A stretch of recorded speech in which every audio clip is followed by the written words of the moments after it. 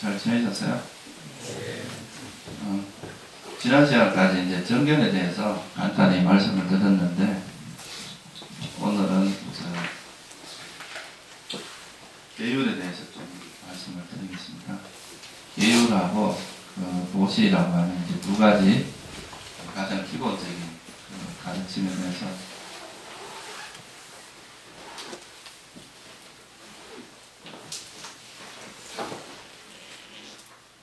이제 지금 오늘 이야기하는 것은 이제 직접 우리가 이제 수행의 관점에서 이야기한다기보다 약간 토대, 이거는 이제 수행의 토대가 되는 부분이라고 할 수 있어요. 근데 이것이 이제 중요하지 않다는 이야기는 아니고요. 이것만 가지고는 이제 우리가 깨달음에 이르기는 어렵습니다. 그렇지만 이제 이것이 우리 삶의 이제 바탕이 됐을 때, 나중에 이제 이것이 토대가 돼서 이제 선정이나 사마타나 비파사나 이런 이제 수행을 해서 깨달음에 이를 수 있기 때문에, 사실 우리가 이제 일상생활을 하는 데 있어서는 오히려 지금 오늘 이야기하는 이런 부분이 훨씬 더 중요할 수도 있습니다. 부처님께서는 보통 제가 저한테 처음 법문을 하실 때는 주로 이제 이런 보시나 지계 이 두 가지에 대해서 주로 말씀을 하셨어요. 처음부터. 그러니까 이제 뭐 이런 선정이나 사성제, 윗바사나 수행이나 이런 거에 대해서 이제 설명을 하시진 않았고요. 처음에는 이제 보시나 계율 이거를 주로 말씀을 하셔가지고, 그거에서 이제 기초가 좀 닦여지면 좀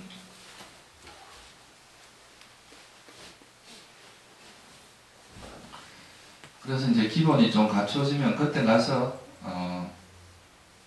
이제 이런 조금 더 수준을 높여서 이제 선정도 많이 키고 위파사나도 많이 키고 지혜도 많이 키고 그렇게 하셨다고 할 수 있습니다. 그래서 이제 이제 두 가지 크게 나누면 이제 두 가지로 볼 수 있는데요. 이제 계율이라는 부분하고 이 보시라는 부분은 이제 수행 처음에 이제 불교에 입문을 했을 때 이제 가장 중요한 부분이라고 할 수 있습니다. 우리가 이제 보통 이거를 이제 부처님에 대해서 이제 이름이 여러 가지가 있는데, 그 중에 하나가 이제 명행족이라고 있습니다. 명행족. 이제 부처님의 10가지 이름 중에 열의 응공, 정변지, 명행족이라는 게 있죠. 명행족. 이 명이라는 말은 위자는 빨리어로 말하면 위자, 그러니까 지혜라는 뜻이고요. 행이라는 것은 공덕, 짜란냐라고 그러는데 공덕이라는 뜻입니다. 그래서 지혜와 공덕을 두루 갖춘 그런 분을 이제 우리가 부처님이라고 하는데, 보통 일반적으로 이제 깨달으신 분 중에서도 이제 지혜는 되게 출중한데 공덕이 좀 약하신 분들도 있어요. 이거는 이제 무슨 말이냐 하면, 부처님은 이제 깨달음도 얻었지만 복력이 이제 굉장히 수성하기 때문에, 부처님께서 뭘 하시려고 하면 부처님은 뭐 그때 그 당시에 왕들이나 왕족들, 그리고 그 당시에 제일 뭐 부자들 이런 후원자들이 되게 많았잖아요. 그죠? 그런 것은 이제 그분이 가진 복력에 해당합니다. 전생부터 이제 그런 복을 많이 지었기 때문에 그런 복력으로 받쳐주기 때문에 이제 법을 펴는데 여러 가지 도움이 된 거죠. 근데 또 어떤 분은 이제 수행을 해서 공부는 되게 잘하는데 또 이런 복력이 좀 부족한 경우도 있거든요. 그런 경우는 이제 당신이 깨달음을 얻었긴 얻었다 하더라도 그것을 이렇게 법을 펴거나 이러는 데 있어서는 좀 한계가 있는 그런 경우가 있고요. 또 복력은 되게 많은데 또 수행은 또 그렇게 많이 하지 못해서 뭔가 이렇게 많은 것을 예를 들면 재물이나 이런 건 많은데 법에 대한 이해라든가 그런 부처님 가르침에 대한 인연 이런 것들은 없는 사람도 있을 수 있습니다. 그래서 이 두 가지를 어느 정도 이제 수행에서 성공하기 위해서 이 두 가지가 좀 골고루 갖추어져야 돼요. 너무 한쪽만 이렇게 되게 되면, 예를 들어서 나는 뭐 수행만 잘하면 되지 뭐 그런 복 짓고 뭐 이런 게 무슨 필요가 있겠느냐라고 생각할 수도 있는데, 이 세상에 있는 모든 것은 이제 연관되어 있잖아요. 그죠? 조건지어져 있기 때문에 여러분들이 복력이 부족하면 오히려 이제 수행하는데 장애가 많이 있을 수 있습니다. 예를 들어서 뭐 수행을 하고 싶은데 어디 수행할 장소를 찾지 못할 수가 있어요. 어디 적당한 수행 장소가 안 생길 수 있고, 또 그리고 이제 수행자들은 이제 자기가 그 생계 활동을 하는 게 아니니까 뭔가 후원자가 필요하잖아요. 그 공부하는 사람을 지원해 줄 수 있는 사람이 필요한데 그런 사람을 만날 수가 없어요. 그래서 공부하려고 그러면 막 먹을 것이 좀 부족하다거나 또 그런 장소가 만들어지지 않는다거나 또 이상하게 또 옆에 수행하러만 가면 옆에서 괴롭히는 사람이 있는 경우가 있어요. 그러니까 뭐 좀 서로가 관계가 안 좋아서 공부를 하려고만 하면 옆에서 자꾸 막 괴롭히고 건들고 해서 또 수행을 못하는 경우, 이런 경우도 있고. 그래서 이 수행자들은 좀 너무 이제 세속적인 법을 짓는 데다 너무 이제 몰두를 하게 되면 또 그쪽으로만 흘러가니까 그런 것은 뭐 바람직하지 않지만 그래도 적당한 정도의 법은 반드시 필요하다고 할 수 있어요. 그래야 이제 수행을 할 때도 그런 장애가 없다고 말하죠. 뭐 몸이 아프다거나 또 여러분이 또 남을 해치는 짓을 많이 했다. 그러면 몸이 보통 안 좋거든요. 건강이 안 좋아요. 그럼 이런 또 건강이 안 좋으면 수행할 수가 없겠죠. 그죠? 그러나 하여튼 여러 가지 장애 요소가 따르기 때문에 이 지혜와 공덕을 골고루 지어야 된다. 이렇게 말할 수 있어요. 그래서 그 공덕을 짓는 행위에서 이제 가장 기본적인 것이 여기서 말하는 지혜라는 의미는 깨달음에 이르게 하는 지혜를 의미하고요. 여기서 공덕행위라고 할 때 그 이제 공덕이라고 하는 거는 뭐 예를 들면 보시, 제일 대표적인 게 보시하는 것, 그 다음에 계율을 지키는 것, 그리고 이제 깨달음을 얻기 전에 우리가 여러분들이 뭐 선정을 닦거나 지혜를 개발하는 이런 것들이 다 공덕행위 됩니다.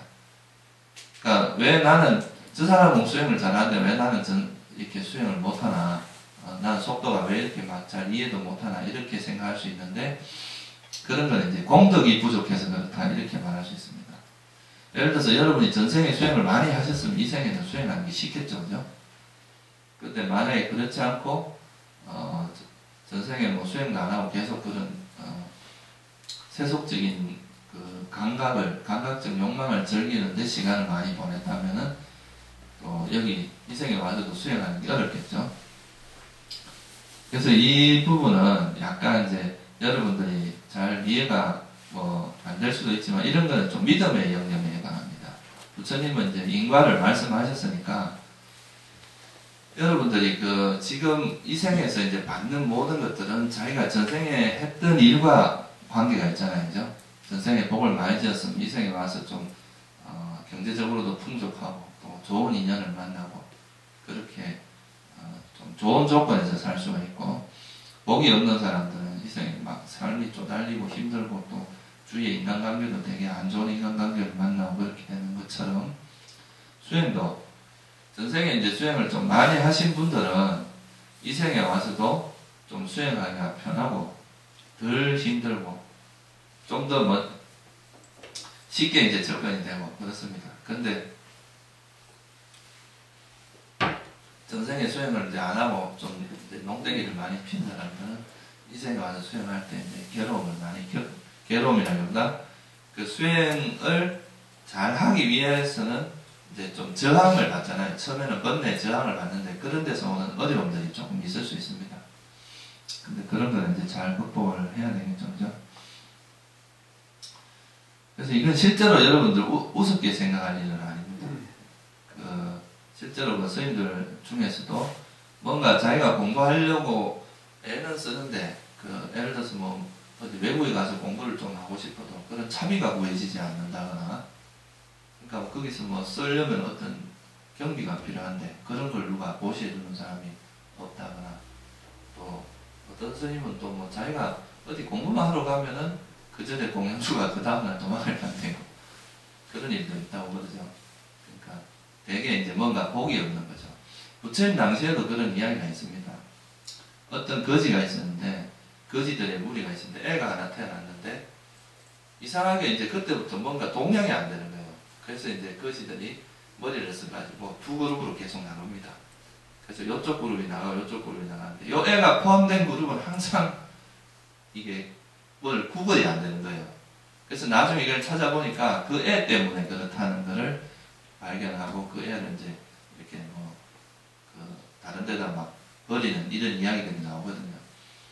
근데 그게 뭐냐면 그 사람이 가지고 있는 그 어떤 인연이나 공력 같은 게 그러니까 찌질이도 이제 복이 없어가지고 그런 상황에서 그러니까 뭔가 구분을 하는 것조차도 안 되는 그런 상황이 발생할 수 있다는 거죠. 그래서 이제 수행하는 사람들도 이 공덕과 지혜를 골고루 기르는 것이 좋다 이렇게 말할 수가 있습니다. 너무 이제 깨달음이라는 쪽만 강조를 하면서 뭐 깨달으면 그만이지 뭐 다른 건 다 필요 없다 이렇게 생각하는 것은 조금 극단적인 사고다. 그렇게 해서는 사실은 불가능합니다. 이 공부라는 게 이제 모든 것이 총체적으로 작용을 해서 이루어지는 거기 때문에 어느 한 부분이라도 부족하면 그거를 채우는 데까지 시간이 걸립니다. 이런 게 다 채워졌을 때 나중에 이제 실제로 이제 깨달음이라든가 공부가 이제 깊어질 수 있는 거니까.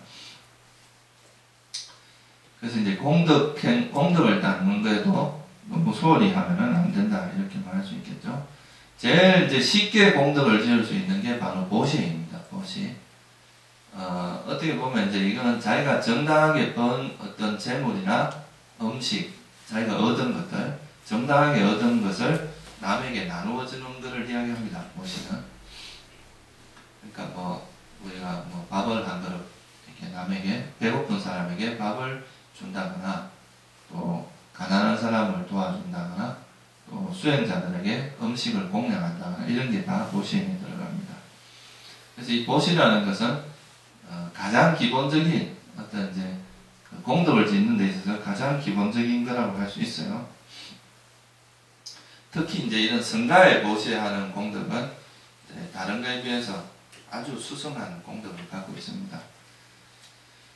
그래서 그 부분에 대해서 오늘 간단히 이제 보시를 먼저 좀 설명을 드리고 그리고 이제 계율에 대해서 설명을 드릴게요. 보시라는 건 아까 말했듯이 이제 그 자기가 정당하게 얻은 거야. 정당하게 얻은 것을 이제 남에게 조건 없이 그러니까 무슨 대가를 바라지 않고 남에게 베푸는 것을 우리가 보시행이라고 합니다. 이 보시가 이루어지기 위해서 세 가지 조건이 필요한데요. 첫째는 보시하고자 하는 사람이 그 보시할 만한 뭔가를 가지고 있어야 되겠죠. 그렇죠? 그래서 보시를 할 물건이 있어야 되고 또 내가 보시를 하고 싶다고 해도 그 보시를 받을 사람이 또 없으면 안 되잖아요. 그죠? 그래서 이제 보시를 받을 사람이 있어야 되고 또 내 마음에서 그 보시하고자 하는 의도가 있어야 됩니다. 그래서 이 세 가지가 갖추어졌을 때 우리가 이제 보시행이라는 것이 이루어지게 되겠죠. 그죠? 의도가 먼저 이제 보시자의 의도가 필요하고 그 보시하고자 하는 물건 그리고 보시를 받을 사람이 필요합니다. 그리고 이런 보시의 종류에 이제 그런 보시를 하는 방법이 여러 가지가 있겠죠. 그죠? 그러니까 뭘 보시를 할 거냐? 첫째는 이제 재물. 자기가 가지고 이제 정당하게 벌어서 얻은 재물을 보시하는 방법이 있죠. 이건 뭐 이제 돈이나 그런 자기가 얻은 이제 재화를 보시하는 겁니다. 이게 이제 있고 두 번째는 노력을 보시할 수가 있습니다. 이제 이런 건 이제 몸보시라고 뭐 우리나라에서는 그렇게 이야기를 하는데 자기가 이제 재물을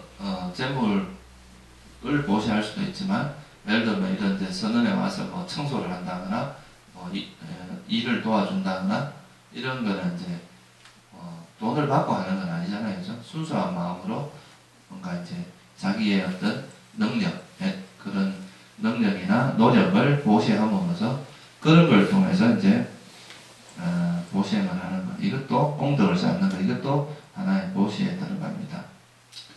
그리고 우리가 이제 최근 들어서 이제 공양하고 나서 그 음식을 다른 사람에게도 이 공덕을 나누어 가지기를 하면서 이렇게 회양해 주는 게 있죠. 그죠? 나 혼자만 이 공덕을 가지는 게 아니라 천신들도 이 공덕을 나누어 가지고 또 죽은 친척들에게도 이 공덕을 나누어 주고 이런 것들도 하나의 다 보시행에 들어갑니다. 이런 걸 이제 회항하는 보시라고 그러죠.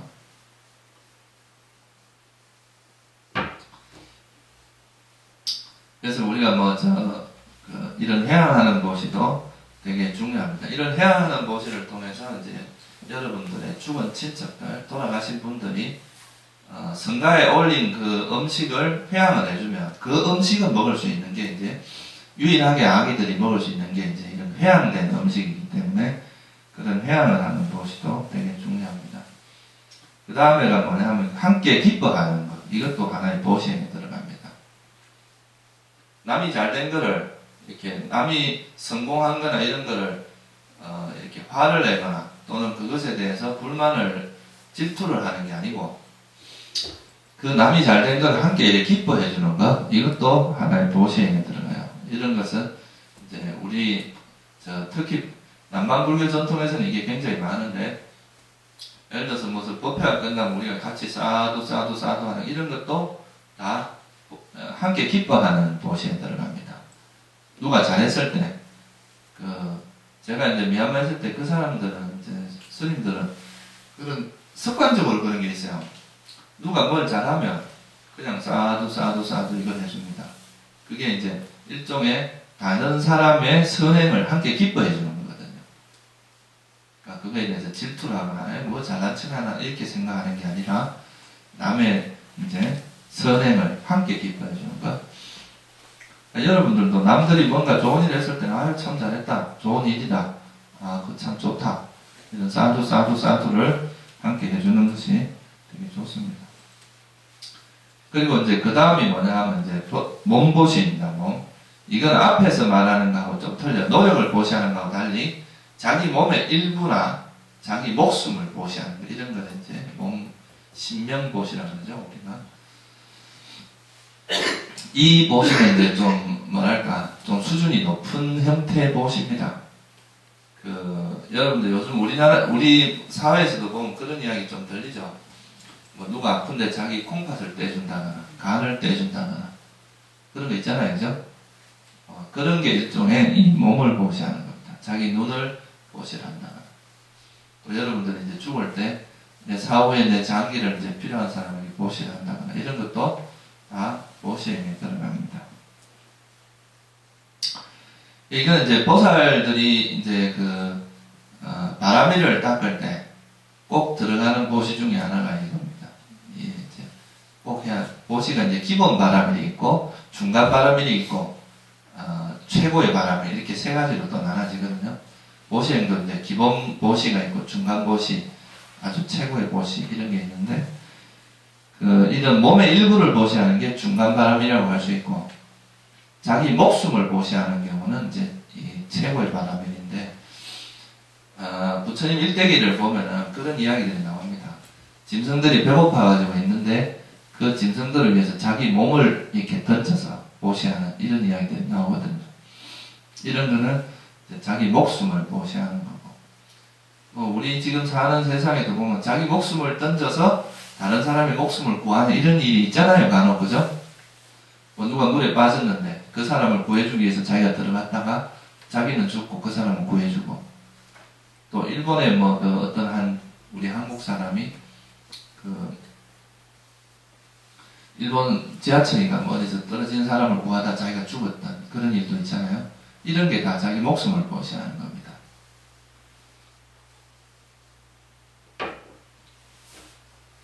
그래서 이런 것들은 이제 행하기가 어려운 만큼 그 과보도 상당히 큽니다. 큰 과보를 얻게 되는 거죠. 큰 이제 이익이 있다고 할 수 있습니다.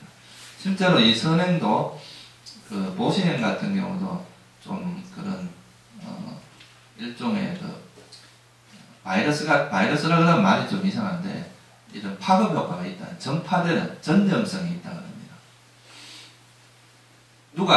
누가 이렇게 선행을 하는 걸 보면 그걸 보고 이렇게 같이 또 선행을 하는 이런 게 많이 일어난다 그러죠. 일본에서 그 사람이 아마 김수현인가 그랬을 거예요. 그 사람이 그런 목숨을 구하고 난 그게 이제 사회에 알려지면서 되게 좋은 파장을 일으켰는데, 그때 이후에 또 그런 사건이 몇 번 있었대요. 다른 사람의 목숨을 구해주고 자기가 죽는. 그러니까 이제 이런 선행 같은 경우 또 전염성이 있습니다. 다른 사람이 하는 걸 보면서 또 이런 자기도 같이 하게 되는. 실제로 그 심리학자들이 실험을 해보면요, 초등학교에서 이제 뭔가 모범을 하는데 어떤 어린이에 뭔가 좋은 일을 하기 위해서 그냥 이렇게 모범함을 갖다 놓고 여기 모범을 해라 하고 이렇게 시간을 보낸 거하고, 이 모범함을 갖다 놓은 다음에 어떤 비디오를 한 5분짜리 비디오를 보여줍니다. 거기서 보면 이제 그런 보시행을 하는 그런 거에 대한 비디오를 보여주는데, 그걸 보고 난 다음에 그 행거하고 두 액수를 비교해 보면 그걸 본 다음에 하는 게 훨씬 많이 나왔더라고요. 그러니까 이게 이제 일종의 다른 사람이 그런 행위를 하는 걸 보고 배우는 게 많다 이거죠. 그래서 이제 이런 불교 단체 같은 경우도, 수행 단체도 거기에서 이제 같이 살면서 거기 사는 사람들이 보통 선행을 많이 하기 때문에 그런 선행을 하고 또 수행을 하는 모습들, 이런 걸 보면서 나도 자극을 받아서 더 열심히 수행을 하게 되는 이런 일들이 이제 생기게 되겠죠, 그죠? 그래서 이제 이런 보시나 이제 선행 같은 경우도 전점성이 있다 이거죠. 이거는 이제 다른 사람도 자기가 하는 걸 보고 배워서 그것이 이제 또 계속되는 그런 일들이 있다는 거예요. 그래서 이제 이런 이제 보시가 있고, 제일 이제 마지막으로 부처님께서 제일 최고 이제 공덕이 크다, 최고의 보시라고 한 게 법보시입니다.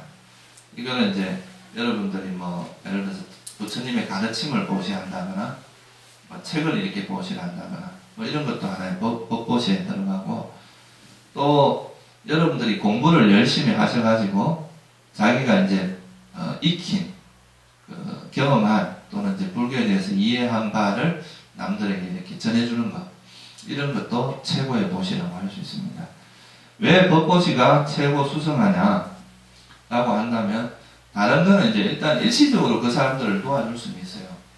예를 들어서 뭐 배고픈 사람에게 빵을 주고 이런 것은 일시적으로 그 사람을 고통에서 벗어나게 할 수 있지만, 그게 그 사람이 그런 걸 통해서 그 윤회를 완전히 벗어날 수는 없는 거잖아요. 그건 일시적이란 말이에요. 근데 이 법이라고 하는 거는 이제 전해줌으로써 그 법이라는 것 자체가 우리가 이런 윤회로부터 벗어나게 하는 그런 역할을 해주기 때문에 이거는 이제 굉장히 큰 복이 있다고 이야기하는 거죠.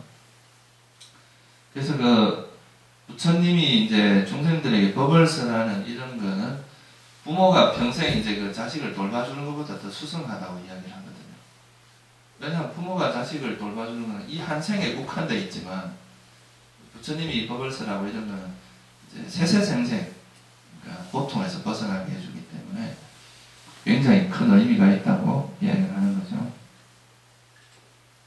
그래서 이제 이 법보시를 이제 보시 중에서는 가장 수성한 보시라고 봅니다.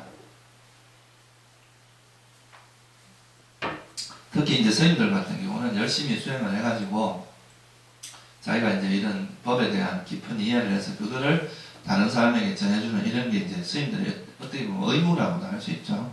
그런 것도 일종의 법보시가 됩니다.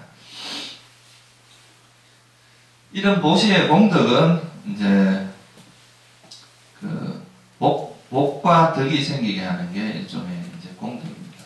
복이라는 건 뭐냐 하면 자기가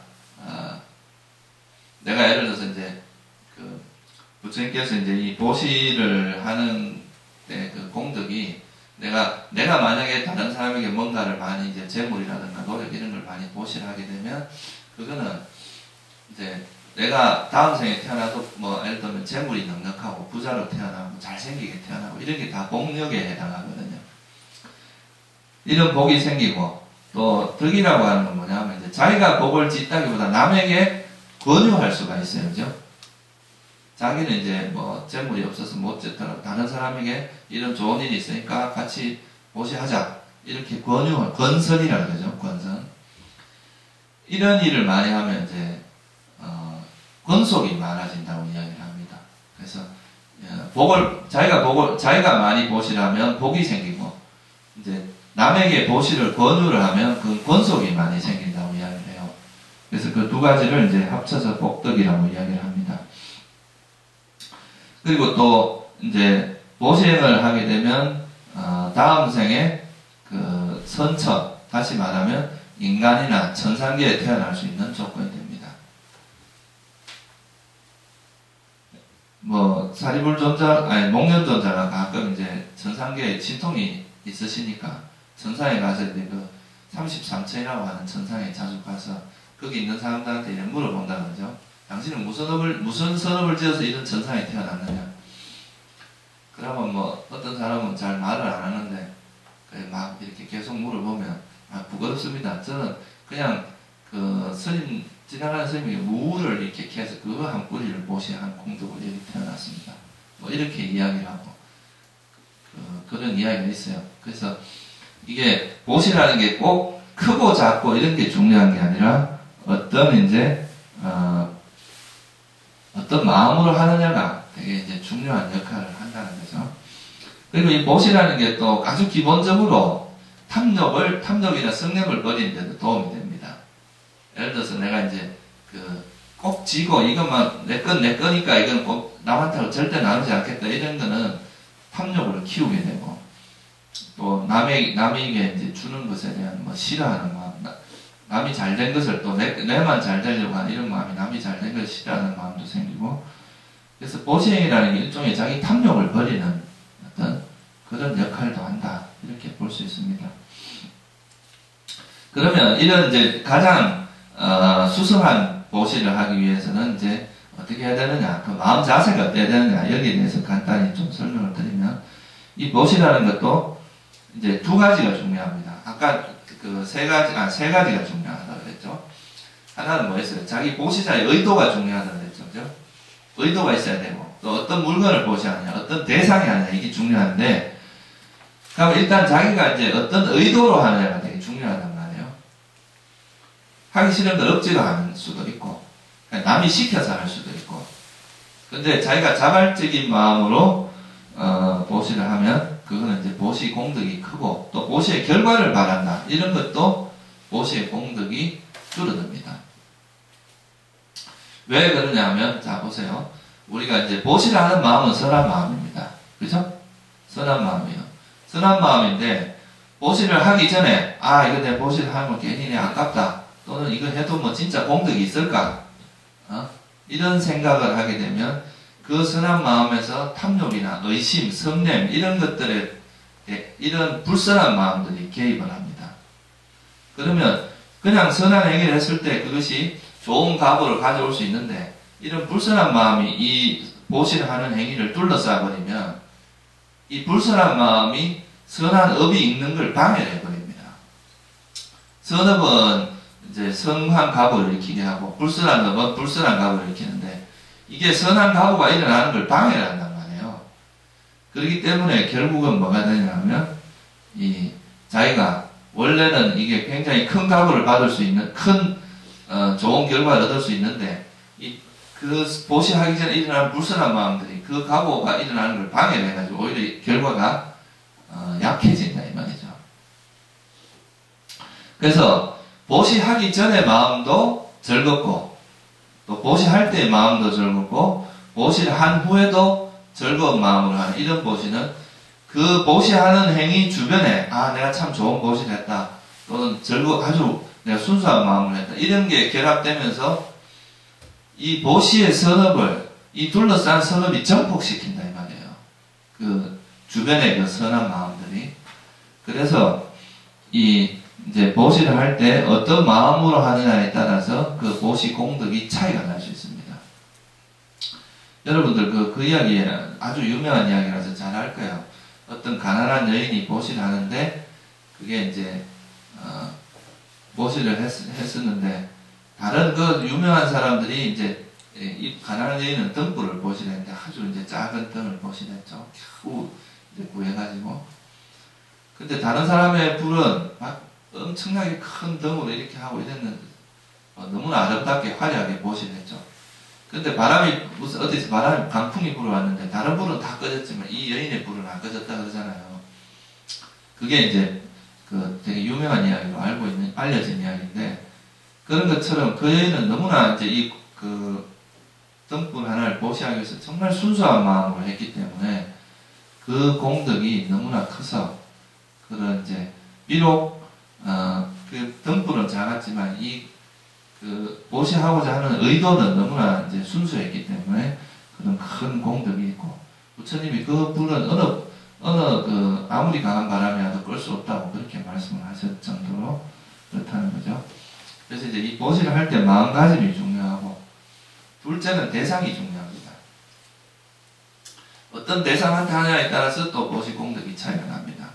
예를 들면 그 부처님한테 보시하는 공덕이 제일 크겠죠, 그죠? 부처님 같은 분한테. 그러니까 번뇌가 소멸된 존재에게 하는 공덕이 가장 큽니다. 그 다음에는 번뇌가 소멸하는 중인 사람, 또 소멸하려고 애쓰고 있는 사람, 이런 사람들이 이제 수행자들이고 또 성인들이고 그렇겠죠, 그죠? 그래서 이런 이제 보시를 하는 대상이 마음이 청정할수록 번뇌가 많이 소멸되어 있을수록 그 공덕은 커집니다. 그 반대의 경우는 이제 아무래도 공덕이 조금 부족하겠죠.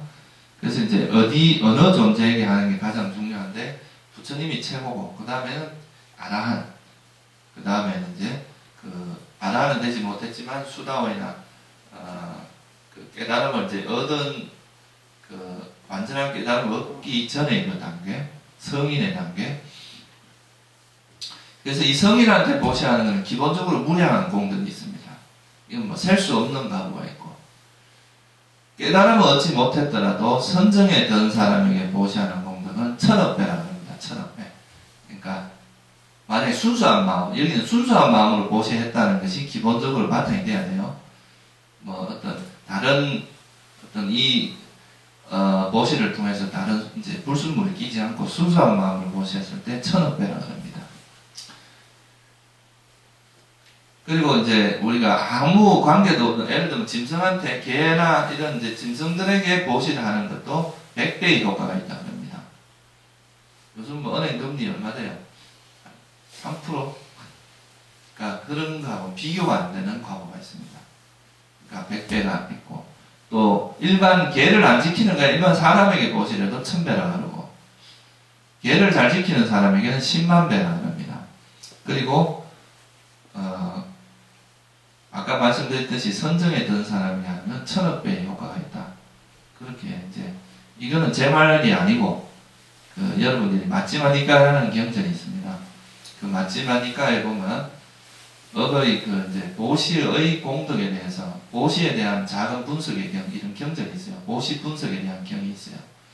거기 보면 이 개인에게 하는 보시가 어느 정도의 가보가 일어난다는 것이 나와 있습니다. 제가 지금 말씀드린 그 경에 나온 이야기예요. 그만큼 이제 이런 보시 공덕이 크다는 거고요. 근데 이런 것들, 그러니까 부처님에게 보시하는 것보다 더 큰 공덕이 뭐냐 하면 성가에 보시하는 겁니다. 그러니까 스님들이 모여있는 그런 성가에 보시하는 공덕은 이 부처님께 보시하는 공덕보다 크다 이거예요. 왜 이런 성가에 보시하는 공덕이 크냐 하면 성가에 보시하는 것은 이제 부처님 법이 이어지게 하는 역할을 합니다. 성가가 없어지면 여러분들 우리나라 성가가 뭐 썩었다고 욕을 해도 만약 이런 성가가 없었다면 법 자체를 만날 수가 없었을 겁니다. 여러분들 그죠? 그래도 뭐 비록 뭐 이렇게 좀 오염된 부분도 있지만 그런 성가가 있었기 때문에 그래도 법이 전해져 내려오잖아요. 그죠? 부처님 경전이 전해져 내려오고 그래서 이제 이 성가가 있는 것은 굉장히 중요합니다. 그래서 성가가 비록 타락했다 하더라도 그 성가에 하는 공덕은 부처님께 하는 공덕을 넘는다 그랬어요. 한 개인에게 하는 것과 다른 문제입니다, 이거는. 그래서 이제 이런 성가에 공덕하는 것은 굉장히 큰 공덕이 있다는 거죠. 이게 이제 보시에 대한 아주 기본적인 설명이고요. 이런 공덕을 짓고 그 다음에 이제 계율을 지켜야 되는데 계율은 8정도로 이야기를 하면 세 가지로 이야기할 수 있죠. 바른 말, 바른 행위, 바른 생계. 또 일반적으로 여러분이 알고 있는 것은 5계라고 이야기를 하죠. 5계. 그러니까 세속에서 지켜야 될 계율은 5가지입니다. 살생을 하지 않고 도둑질, 살도, 엉망주 이렇게 보통 표현합니다. 살생, 도둑질, 그리고 음행은 삿된 음행, 거짓말하지 않고 술이나 이런 취하게 하는 이제 그것을 먹지 않는 거죠. 술이나 마약, 뭐 이런 담배. 그래서 이 5가지 계율만 잘 지켜도 여러분들이 절대 악체에 떨어지지 않는다 그랬습니다. 부처님께서. 이제 악체에 떨어지지 않고 항상 선체에 태어날 수 있다는 거죠. 이게 이제 계율의 공덕입니다. 근데 실제로 이제 이거는 여러분들이 다 아시는 이야기일 테고, 이 계율이라고 하는 것이 이제 되게 중요합니다. 부처님께서는 이제 이 계율을 스승으로 삼으라고 했거든요. 왜냐하면 이 계율이라는 것은 어떤 사람의, 우리가 이제 이 세상, 우리가 사는 세상에도 법이라는 게 없다면 자기 판단에 의해서 이걸 해야 되고 안 해야 되고 이런 걸 판단하게 되면 진짜 이거는 막 무정부 상태가 돼버리겠죠. 그죠? 근데 이런 법이 있으니까 이런 정도의 행위를 넘어서 이런 행위를 하면 처벌을 받잖아요. 그러니까 이제 그게 사람들이 거기에 대한 두려움을 느끼고 그거에 대해서 안 하게 되는데, 마찬가지로 이 수행자들도 그 수준이 천차만별입니다. 어떤 사람은 되게 수승한 지혜를 갖고, 이런 사람에게 사실 계율이 별 필요가 없어요. 알아서 지키니까. 근데 또 어떤 사람은 되게 이제 그 지혜가 없고 어리석은 사람도 있습니다. 그런 사람은 자기 스스로 판단할 수가 없는 경우도 있어요. 그래서 이런 계율을 정해서 적어도 이런 행위는 하지 마라 라고 하면은 누구나 다 이것만 바탕이 돼도 우리가 큰 문제가 생기지 않는다 그러죠. 그래서 최초의 인류가 생겼을 때는 이 계율을 다 지켰다 그러죠. 전륜선왕이 이제 다스릴 때. 그럴 때는 이 5개만 지켜도 이 세상에서 문제가 안 생긴다 그래요. 어떤 다른 문제가 생길 게 없다 그러죠. 근데 이제 이 5개를 안 지키고 남의 것을 탐내기 시작하고 남을 죽이고 생명체를 죽이시, 이런 것들이 이제 문제를 일으키기 시작하는 거란 말이에요. 그래서 이 5개를 잘 지키는 거는 수행자들의 삶을 어떤 바운더리를 정해줘가지고 그 바운더리를 넘지 않게 만드는 효과가 있습니다. 그래서 이거는 기본적으로 사람들의 수준을 어느 정도 수준까지 만들어주기 때문에 경전에도 보면 이 계율을 지키는 공덕에 대해서 굉장히 많이 나옵니다. 특히 이제 여러분들이 5개만 잘 지켜도 절대 악체에 떨어지지 않고, 또 둘째는 두려움, 그러니까 후회하는 마음이 없어진다. 아, 내가 왜 그런 걸 했을까? 이런 후회하는 마음이 없어지고, 죽을 때도 편안하게 죽을 수 있고요. 그리고 이 계율을 잘 지키면 우리 마음이 안정이 되기 때문에 이 안정된 마음은 또 선정이나 지혜를 닦는 데 굉장히 중요한 역할을 합니다. 그래서 이제 이 계율이라고 하는 것은 굉장히 수행에서도, 수행의 관점에서도 굉장히 중요한 역할을 한다. 이렇게 이제 말할 수가 있죠.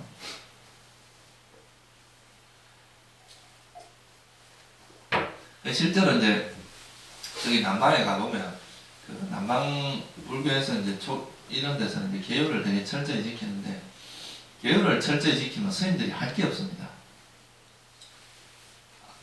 수행하고 이 불교 공부하는 거 외에는 할 게 없어요. 너무 많은 이제 그런 것이 다 차단되어 있기 때문에, 예를 들어서 우리가 이제 이런 책 속에 있는 그 여자 그림을 봐도 이게 계율이 어긋납니다. 그런 걸 못 보게 돼 있어요.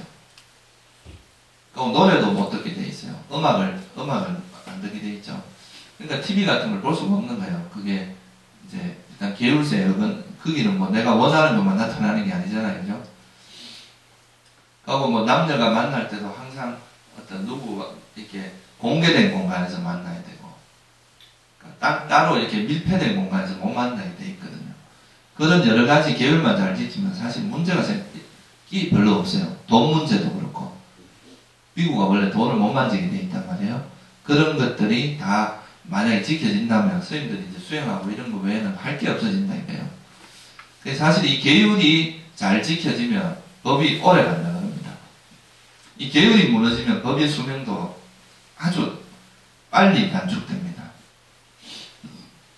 우리나라가 이제 지금 약간 이런 혼란을 겪는 이유도 이제 계율이 이제 무너져서 그렇다고도 볼 수 있거든요. 그러니까 성가에서 이런 계율 같은 것이 이제 철저히 지켜지지 않고 있기 때문에 그런 것이 이 성가를 오염시키는 상당히 큰 문제가, 다 그런 건 아니에요. 근데 그 일부 스님들이 이제 그런 좀 수행자로서 적합하지 않은 그런 행동들을 많이 그게 이제 성가 전체에 영향을 미치게 됩니다. 근데 만약에 계율이 있으면 그런 사람들이 이런 데서 발을 붙일 수가 없거든요. 계율을 어긴 사람들은 성가에서 이제 벗어나야 되는데 우리가 이제 그런 구속력이나 통제력이 상실했기 때문에 그런 사람들은 이제 제재할 수 있는 힘이 없어진 거죠. 우리 자체가. 그래서 이 계율이라는 것이 성가의 이제 어떤 유지, 그러니까 불법의 수명에 있어서도 굉장히 중요한 역할을 하고 또 개인의 수행에 있어서도 이 이제 계율은 굉장히 중요한 역할을 합니다. 이 계율을 안 지키면 사람이 일단 후회가 많아집니다. 쿡쿡 짜라 그러는데 아 내가 왜 그랬을까? 그때 이랬어야 되는데 왜 이런 짓을 했을까? 계속 이제 그런 걸 돌아보고 후회를 하게 되기 때문에 그 수행하는 것이 힘들어지죠. 그런데 이런 계율을 잘 지키면 그런 이제 후회가 없어지고 마음이 안정되기 때문에 수행을 하는데 아주 큰 장점이 있습니다. 이제 여러 가지로 이익이 많은 거겠죠, 그죠? 그래서 이제 이 계율을 실천하는 것은 굉장히 중요한데 이 계율을 잘 지키기 위해서 뭐가 필요하냐 하면 자기 행위, 자기 말과 행위에 대한 자각이 필요합니다. 자각, 알아차림, 그죠? 이 자각이 없이 어떻게 내가 말에 대한 조심을 하고 그리고 어떻게 이 행동을 함부 조심하겠어요, 그죠? 그래서 어떻게 보면 이 계율은 이제 초보적인 알아차림 수행하고 관계가 있습니다. 그래서 그리고 또 하나는 뭐냐 하면, 이제 바른 말과 삿된 말, 이 두 개를 구분할 수 있어야 되겠죠. 또 바른 행위하고 삿된 행위의 차이를 알아야 됩니다. 바른 생계와 삿된 생계의 차이를 알아야 돼요. 이 두 가지를 정확히 파악하는 것을 정견이라고 합니다. 바른 견해. 이 바른 견해를 바탕으로 해서 이제 알아차림이 동반돼야 이제 이런 바른 말, 바른 행위, 바른 생계가 일어날 수 있는 거죠. 자, 예를 들어서 설명하면 좀 더 쉬울 겁니다. 예를 들어서 제가 지금 말을 하는데 이 말을 할 때 이 말이 바른 말인지 삿된 말인지 이거에 대한 먼저 이해가 필요하겠죠, 그죠? 예를 들어서 내가 지금 거짓말을 하려고 해요. 그러면 그 거짓말을 하려고 하는 자기 마음을 이렇게 알아차려야 됩니다. 알아차리고 아 내가 이거 거짓말을 하는 것은 바람직하지 않다. 이 사띠의 기능 중에 기억의 기능이 있거든요. 그 기억이라는 것은 바로 이 부처님의 바른 가르침을 기억하는 거예요. 이 정견을 기억하는 거라고 할 수 있죠. 그러니까 그걸 기억해서 아 이거는 바르지 않다. 이런 거짓말을 하는 것은 큰 가부가 일어나고 계속 거짓말을 또 거짓말을 부르고 이렇다. 그래서 이 거짓말은 바르지 않다. 그리고 생각하고 이 거짓말을 하지 않고 진실된 말로 바꾸게 되겠죠, 그죠? 진실된 말을 하려고 할 겁니다. 진실한 말을. 이런 게 바로 이제 알아차림을 통해서 삿된 말이 바른 말로 바뀌는 거가 되겠죠, 그죠? 이런 알아차림이 없으면은 이런 이제 바른 말이라는 것 자체가 불가능해진다 이 말이에요. 또 욕을 딱 하려고 하다 그 속에서 그 화가 올라오는 것도 알아차리고 그 욕이 튀어나가려고 하는 것도 알아차리게 되면 거기서 멈추게 됩니다. 그죠? 멈추고 이거는 바른 말이 아니다. 그러면 거친 말을 버리고 오히려 부드럽고 자애로운 말, 친절한 말로 바꾸게 되겠죠. 이런 게 일종의 이제 바른 알아차림이 바탕이 되겠죠. 또 뭐 우리가 예를 들어서 이간질하는 말 이런 것도 삿된 말이라는 걸 알고 이거에 대한 자각을 하고 바른 말, 그러니까 서로 화합시키고 서로에게 되는 말 그런 걸 하는 게 바른 말입니다. 그래서 이 바른 말만 여러분들이 잘 실천을 해도 사실 이게 되게 뭐 이런 거 뭐 저거 당연한 거 아니냐 이렇게 생각하지만 이게 실제 여러분 삶에서 이렇게 이루어지긴 되게 어려운 이야기입니다.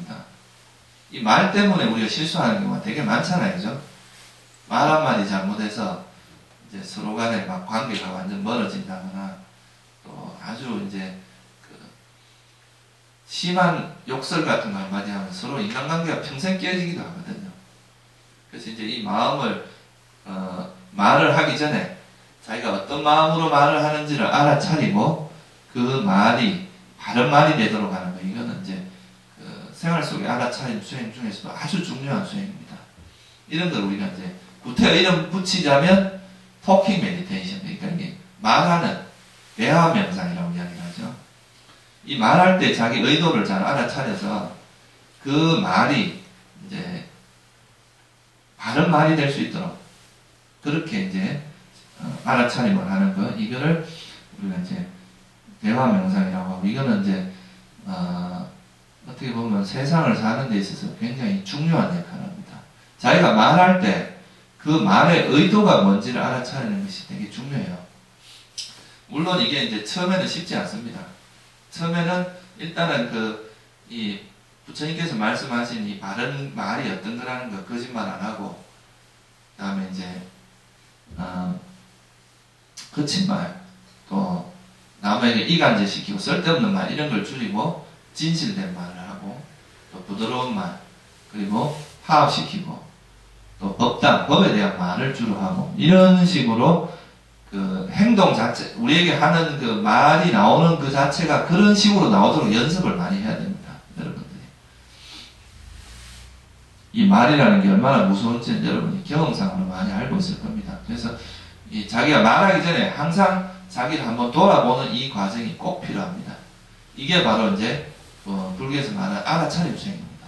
자기 알아차리고, 항상 말하기 전에 자기가 무슨 말을 하려고 하는지를 딱 안 다음에 말을 하면은 실수가 훨씬 줄어듭니다. 그리고 부처님께서 이 말할 때 이제 그 세 가지를 항상 말씀하셨어요. 첫째는 이 말이 진실인가 아닌가 그걸 먼저 파악하라고 했어요. 사실인가 아닌가. 들은 이야기라든가 사실도 아닌 이야기 이런 걸 하지 말라고 했어요. 둘째는 이 말이 남에게 이익이 되나 안 되나를 먼저 살펴야 됩니다. 비록 사실이라 해도 그 말이 남에게 이익이 안 되는 말 안 하는 게 좋다 이 말이에요. 좀 극단적인 예지만 어떤 사람이 되게 어려운 일을 당했어요. 근데 거기 가서 너한테 지금 이런 어려운 일이 일어난 건 네 업 때문이다. 네가 전생에 업을 지어서 그렇다. 이렇게 이야기하면 그 사람의 이익이 되겠어요? 안 되겠어요? 이건 어떻게 보면 그 말이 뭐 맞는 말이기도 합니다. 물론 자기에게 일어난 그런 거는 과거에 그런 불선업이 작용도 한다고 말할 수 있겠죠. 근데 그 말을 하기에 적절한 때가 아니거든요. 그 사람이 그런 말을 하면 그게 오히려 그 사람 이익이 되는 게 아니라 상처를 줄 수 있어요. 그러니까 비록 그게 사실이라도 그것이 그 사람의 이익을 안 주는 말은 안 하는 게 좋습니다. 그래서 이제 이익이 되나 안 되나를 생각을 해야 돼요. 셋째는 그것이 사실이고 이익이 되는 두 가지가 만족되더라도 적절한 때에 이야기해야 된다 이 말이에요. 상대가 지금 화가 잔뜩 나 있는데 그 화라는 것에 이제 불이, 그리고 뭐 내가 지금 말하는 이게 화를 내면 나한테 안 좋다는 이런 게 이제 사실이고, 또 그게 그 사람에게 이익이 되는 거지만 그 사람에게 그 말을 받아들일 수 있는 적절한 때를 봐야 됩니다. 분위기가 이제 좀 분위기를 갖추어서 이런 말을 하면 이제 받아들일 수 있는 충분한 그런 상황이 됐을 때 말을 하면은 그거는 그 사람이 충분히 수긍을 합니다. 근데 그렇지 않고 지금 막 전혀 그런 말을 할 수 있는 상황이 아닌데도 말을 하게 되면 그거는 별 효과가 없어요. 오히려 반작용이 일어날 수 있죠. 그래서 이게 이제 부처님께서 말씀하실 때 항상 고려하는 세 가지입니다. 여러분들 이것만 잘 말하기 전에 이 세 가지만 잘 고려하고 말을 해도 절대 실수는 하지 않겠죠. 그러니까 이거를 가능하게 하는 게 알아차림이다 이 말이에요. 또 그 알아차림의 이면에는 어떤 것이 바른 말이고 어떤 것이 바르지 않은 말인지를 아는 지혜가 필요합니다. 그게 바로 정견입니다. 정견. 바른 행위도 마찬가지죠. 그죠? 여러분들이 예를 들어서 누구를 모기를 죽이려고 한다거나 이럴 때도 자기 마음에서 그런 살생, 이 모기에 대한 모기를 물고 이러니까 이걸 모기를 미워하는 마음, 싫어하는 마음 이런 게 있다 그러면 그런 행위를 안 하는 게 좋습니다. 그냥 그런 건 잡아서 밖으로 내보내거나 향을 피워서 이제 도망가게 한다거나 의도적 막 살심을 가지고 죽여서는 안 된다는 거예요. 우리가 뭐 해충 같은 경우는 어쩔 수 없이 우리가 뭐 이래 세속에 살다 보면 죽일 수도 있고 하지만 그게 여러분 마음에서 그런 걸 막 죽이는 것에 대한 이런 살생하고자 하는 의지가 강하다거나 그런 악의를 가지고 죽이는 건 바람직하지 않단 말이에요. 그래서 이제 그런 것도 바른 행동. 자기가 행동을 할 때도 자기가 행동을 하고자 하는 그 이면의 자기 마음을 알아차리고 그런 행동을 하지 않도록 하는 것이 중요합니다. 그래서 뭐 살생을 할 때라든가 도둑질 뭐 이런 거는 당연히 뭐 안 해야 되고 뭐 그리고 이제 삿된 음행 또 그러니까 행동을 할 때도 여러분들이 그 행동에 대해서 알아차림이 있으면 이 행동이 적합한가 적합하지 않은가 이익이 되는가 안 되는가 이런 거에 대한 이해가 이루어질 수 있습니다. 그래서 그 세 가지 이런 뭐 남을 해치는 남에게 남의 마음에 고통을 주는 행동이나 이런 거는 하지 않는 것 이게 이제 바른 행동이라고 하시요. 특히 이 바른 말은 여러분 되게 중요합니다. 말을 잘하면 그 인간관계를 좋게 하는데 굉장히 도움이 많이 되고 여러분 스스로도 심리적인 갈등이나 이런 게 별로 없어지죠. 말 한마디 잘못하면 하루 종일 괴롭잖아요. 그죠? 그게 계속 남아서 후회를 일으킵니다. 그리고 바른 생계 이것도 마찬가지로 이제 뭐 남에게 그러니까 해를 끼치고 내가 잘 먹고 잘 살려고 하는 이런 생각을 하면 안 된다 이 말이에요. 정당한 방법으로 이렇게 이제 그 생계를 유지하는 것이 좋다. 예를 들면 뭐 인신매매를 한다거나 또 뭐 독약을 판다거나 술을 판다거나 뭐 또 무기를 팔아서 남을 해치는 무기를 판다 이런 거는 바람직한 생계가 아니라는 거죠. 그래서 이 세 가지를 잘 실천하는 것을 우리가 이제 계율이라고 할 수가 있습니다. 그래서 계율을 잘 지키는 것은 기본적으로 자기 삶에 대한 자각, 자기가 무슨 말과 행동, 특히나 이제 생계는 뭐 어떤 직업의 선택이기 때문에 이거는 매 순간순간이 작용을 하는 건 잘 아닙니다. 그죠? 그렇지만 이 말과 행동이라고 하는 건 우리가 삶 속에서 계속 부딪히는 문제들이거든요. 이럴 때 여러분들이 이제 여러분의 행동, 말과 행동을 잘 알아차려야 돼요. 이게 이제 생활 속에서 알아차림 수행을 하는, 다시 말하면 윗바사나 수행을 하는데 되게 중요한 바탕이 됩니다. 이런 데서부터 일단 번뇌가 일어나지 않게 해야 그것이 이제 확장되어서 언제 어느 때나 번뇌가 일어나지 않는 쪽으로 이제 발전을 할 수가 있겠죠. 그죠? 그래서 자기 말과 행동을 바르게 하는 것은 수행에 있어서 아주 중요한 요소에 들어갑니다.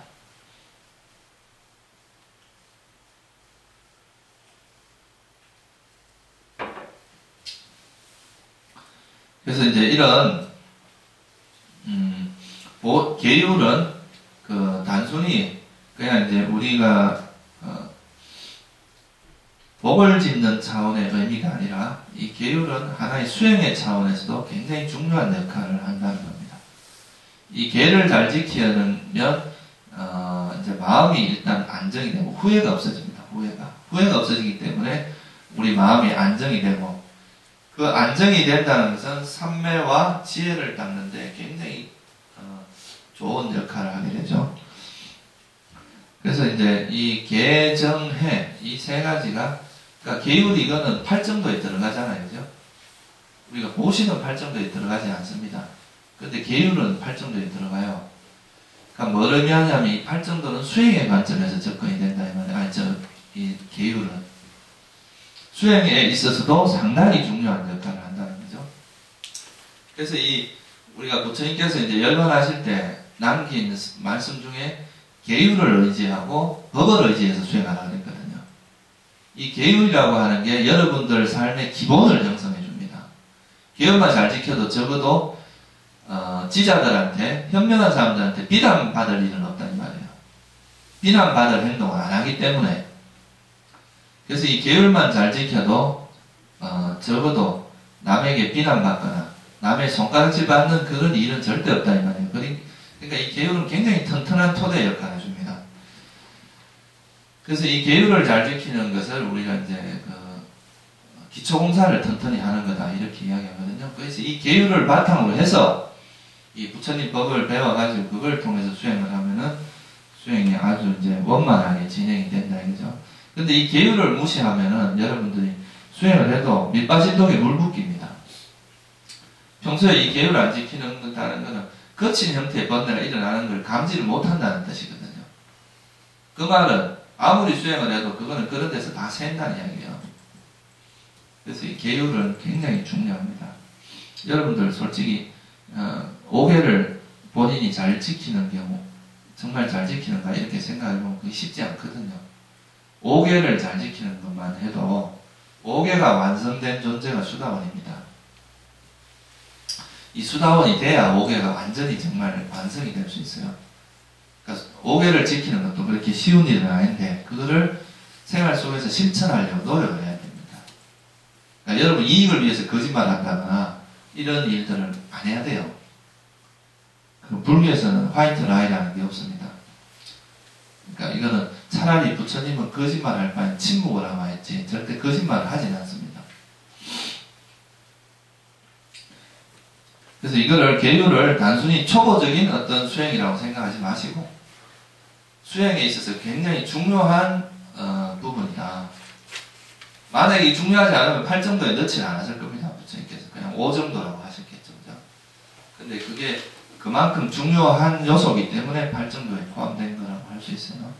그래서 계율을 가벼이 여기지 말고 이 계율을 잘 지키는 것이 우리 수행에서도 굉장히 중요한 역할을 한다는 것을 명심하시기 바라고요. 오늘은 여기까지 하고 다음 시간에는 제가